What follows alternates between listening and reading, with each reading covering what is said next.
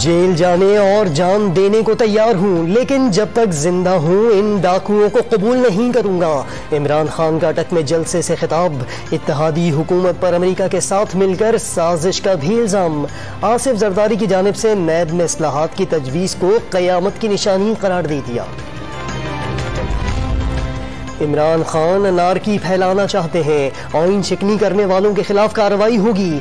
आइन शिकनी से मुताल्लिक zero tolerance रखी जाएगी। वजीर दाखिला राना सनाउल्लाह का नवाज शरीफ से मुलाकात के बाद ऐलान। इत्तेहादियों के साथ मिलकर अहम फैसले करने का इंदिया भी दे दिया।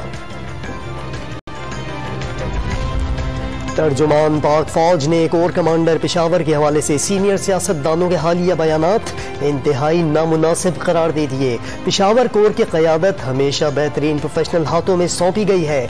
ऐसे बयानात सिपाह और क़यादत के मोराल और वक़ार पर मनफी तौर पर असरअंदाज होते हैं। ISPR का बयान।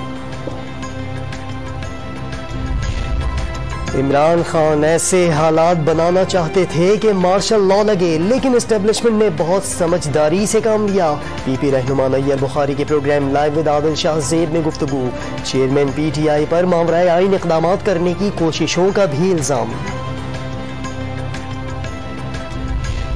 हुंजा में ग्लेशियर फटने और गर्मी से बर्फ पिघलने के अमल में तेजी से दरियाओं और नदी नालों में तूफ़ानी।